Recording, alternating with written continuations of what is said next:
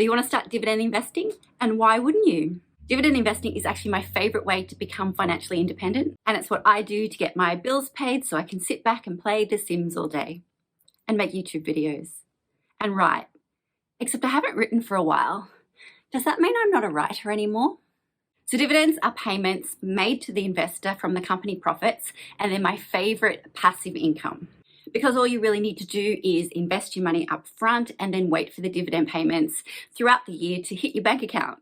Well, sort of. It's a little more complicated than that. So let's go into it. So before you start dividend investing, you're going to need a few things to get started. You're going to need money to invest, of course. You're going to need a plan on what stocks you're going to buy. You need some time to do some research, a trading account to invest through, and a good mindset. Yep, I said mindset. And I actually think that this is the very first thing you need before you start investing. Because if you're going to invest in the stock market, you're going to have to think logically and not emotionally. Stock prices, as everyone is aware this year, can change dramatically, change quite wildly. They rise and they fall. So you can't get emotionally attached to what that stock price is doing day to day. You can't panic buy or panic sell. You can't follow the news headlines and get scared.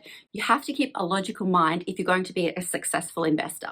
So dividend investing is a long-term strategy. It's not a short-term trading situation. You'll be buying shares and holding them over the long term. So with that, you need to look at the numbers logically over the long term. I usually like to look at things at around 10 years, how the stock has performed over the past 10 years. So you have to keep in mind logic over emotion. You can't be an emotional investor. You have to be logical and look at the figures and the numbers and look at the long term. Number two, next, you need money to invest.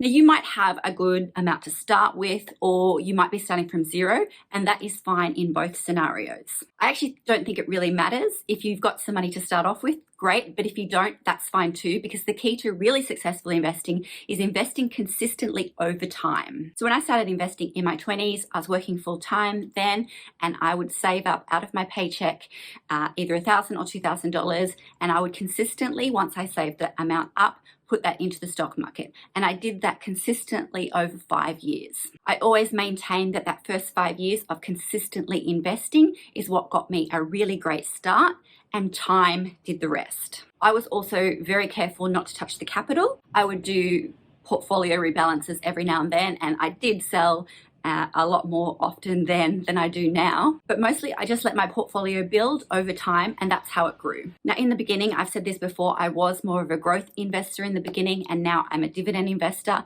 But I think if I had have known then what I know now, I probably would have started off being a dividend investor right from the get-go, because I really like dividend investing, even if you don't really need the income, because I feel like it's a very passive way to make money in the stock market. And of course, I like the income and the financial freedom that comes from that. So if you're just starting out, I want you to think about how you can consistently keep building up and putting money in your portfolio. If you have a big lump sum to start with, then great. You can decide what stocks you're going to buy right from the get-go. But if you're starting from zero, then as you're going and as you're building, then you can start to do the research over time and build up your portfolio over time. The good thing about doing that is that when the stock price is down, your amount, your 1,000 or 2,000 or however much you're putting into the stock market each time is going to depend on the stock price. So when the stock price is lower, you can buy more stock. And when it's higher, you buy less. So it evens out, and is actually a great way to build your portfolio, because you want the stock price to be a bit lower when you're buying. And again, this comes down to thinking logically and long term, which is why stock price shouldn't really phase you over the short term. Okay, so you've got a healthy mindset, you've got some money to invest, now you need a trading account to make your trades through. Now, I'm not going to give any specific recommendations here, except to say that most people use online discount brokers, and that's what I use as well. We actually don't have a huge amount of options here in Australia, and most of them you're going to have to pay trades with.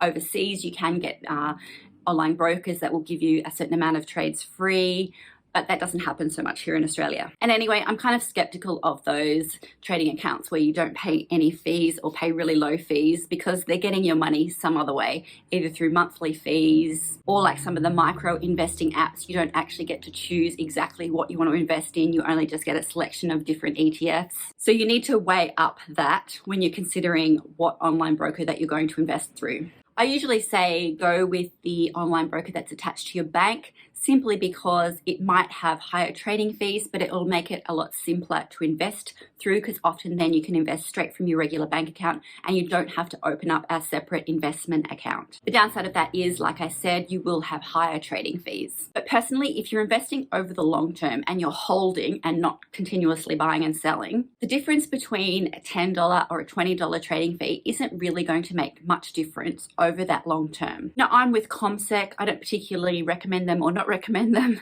That's just who I'm with. They do have the highest trading fees, but they have really good research tools. So it's a balancing act. Money Magazine usually does a review of a lot of the good online discount brokers in Australia, even though sometimes they leave out the bank ones because of the higher trading fees. So here's what I want you to look at when you're deciding on who you're going to trade through.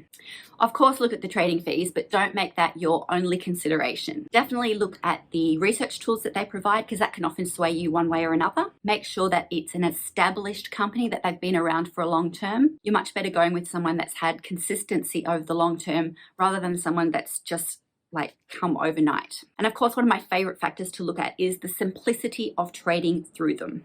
You don't want to be dealing with a brokerage account that's hard to get your money in and out of. You want to go with something that's just simple and easy to trade through. That's why I usually like the bank ones, because you can usually trade through your bank account.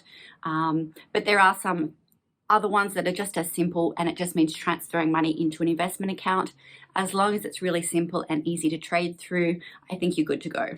Okay, so you've got your mindset, you've got your money, and you've got your trading account. Next, it's time to do some research. What are you going to buy? So your aim, whether you're investing for a dividend portfolio or for any portfolio really, is to have a diversified portfolio. You want to buy more than one or two companies, simply because it lowers your risk. If something happens to one company and you only hold that one company, you could be in a little bit of trouble. But if you hold a whole handful of companies and one of them goes bad, usually it evens itself out. So you want to lower your risk, but still make it as easy as possible for you. Now, you can do this a number of ways. You can buy single stocks, or you can buy exchange traded funds. Exchange traded funds, or ETFs, is just a really simple way of diversifying your portfolio really quickly. ETFs are usually an index fund that might hold 100, 200, 500, or even more companies within that one fund. So that's why they're so popular, is because you get that instant diversification. You get a whole host of companies for one trade. It is worth noting, of course, that when you buy an exchange traded fund, you actually technically don't own all of those companies. The exchange traded fund, the fund holds those companies. You just have a piece of the fund, but you still get the benefits like the capital growth and the dividends and all of that. So most people don't care about the specifics of holding those individual companies. They just like the simplicity of holding one ETF. And of course, with exchange traded funds, ETFs, you buy and sell them on the stock exchange like you would a regular stock. Now, if you want to buy single stocks, I usually think going for an amount between 10 and 15 is a good amount to aim for. You could hold more. Some people do. Some people hold hundreds. I personally think that's a little bit much to manage. If you're going to hold that many, you might as well hold a fund. But if you're going for single stocks, anything over 10 is pretty good diversification. So in my portfolio currently, I own 13 single stocks or single company stocks and 2 exchange traded funds. These are all dividend paying stocks or dividend ETFs. So like I said, if you're just starting out and you don't really want to go into too much research, exchange traded funds are a great place to start. But eventually you might want to start investing in single companies because it's fun, and it's just, I like the fact that I own a piece of that company. And remember, if you are starting out, it's no rush to get the instant diversification straight away. You can buy your shares over time. There is no rush. Okay, so what are some great exchange traded funds to start with when you're beginning to become a dividend investor? Now, I've done videos on this in the past and I'll link it in the cards. The 2 dividend ETFs that I have are both Vanguard ones. I've got VHY and VAP. I like VHY and sometimes I like VAP. Although sometimes I think I'm going to get rid of it. Although every time I think I'm going to get rid of it, then they give out a special dividend and then I start liking them again. It's a love-hate relationship. But out of the 2, if you're only going to get one, I like VHY better. Others that are great that I don't own are iShares IHD and Russell's RDV. Now, there are plenty of other great dividend ETFs that you might want to look at, and I might do a video in the future on some good options. So for single stocks, I usually keep my research pretty simple. I've done videos on this in the past as well, and I'll link one above where I show you in depth how I go about doing the research and narrowing down my stock selection. But let's just quickly go over it again as an overview. So the first thing I look at is stocks within the ASX 200, because I always like to stick with the bigger companies that have been established and have been around longer. And usually these more established companies have more data that you can look at anyway, and they've been around for at least 10 years or more, most of them. Once I have my list, I then go through and look at the dividend yield. I'm looking for a dividend yield of 5% or more. Now it's worth noting that the dividend yield is constantly changing as the stock price is changing, because that's the calculation used to determine dividend yield. They use the stock price, and since the stock price is always changing, the dividend yield is always changing. This does not mean that the payout changes. It just means that the calculation is changed daily based on the stock price. So whatever price you buy at is the yield that you'll get. So yeah, I always look for dividend yields above 5%, mostly because that's an awesome return on your money, especially when comparing it to savings accounts and other things. And Australia is actually pretty lucky that it has typically quite high dividend paying companies compared to a lot of other countries in the world. So next you want that dividend payment to be stable and growing over time. Some brokers are going to give you a dividend stability figure.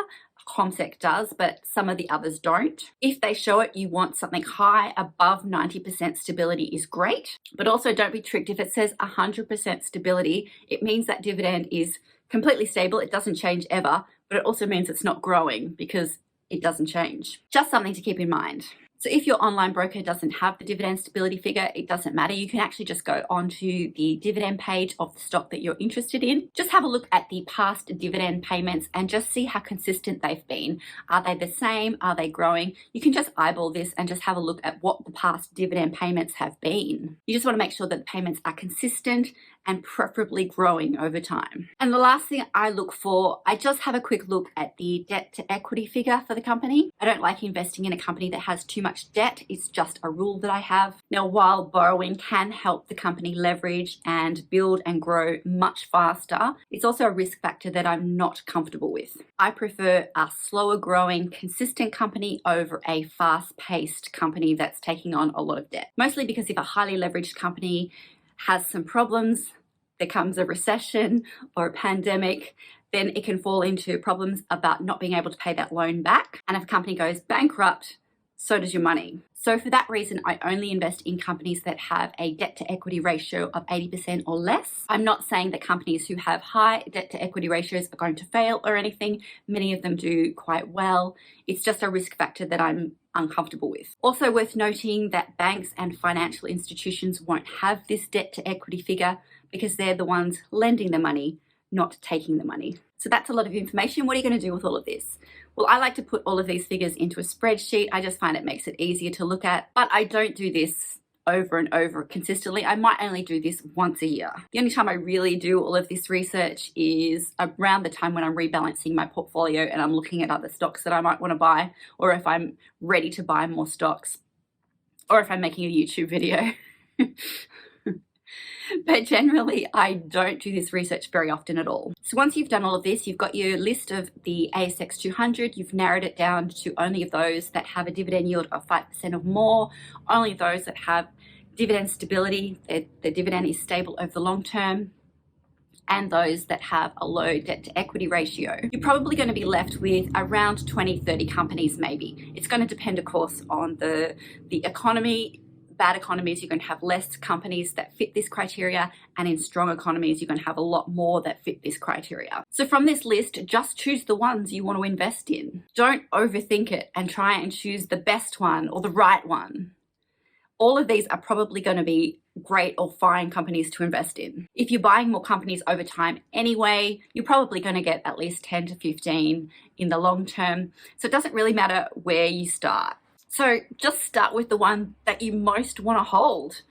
I like holding Wesfarmers simply because they own Kmart and I like shopping at Kmart. So every time I go there and buy something, I feel like, well, I'm just contributing to the profits. It makes me feel better about spending money there. So really just don't overthink it and just go with the company that you most want to invest in, that you most want to start with. Over time, you're going to grow your portfolio and buy more, or if you're buying exchange traded funds, it doesn't really matter anyway. The important thing, and I think the main thing to consider, is really just being consistent over time, because then those dividends are going to start coming in. And they may start small to begin with. You may only get a couple of dollars each payout.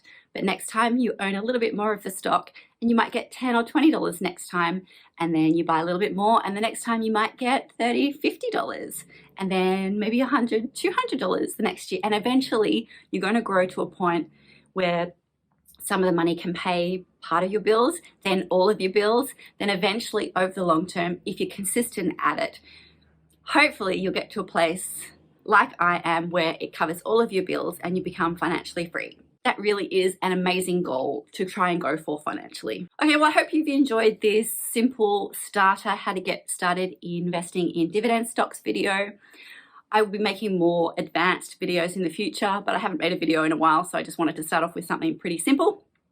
Hope you found it helpful, and more videos coming soon, and I'll see you in the next video. Take care. Bye.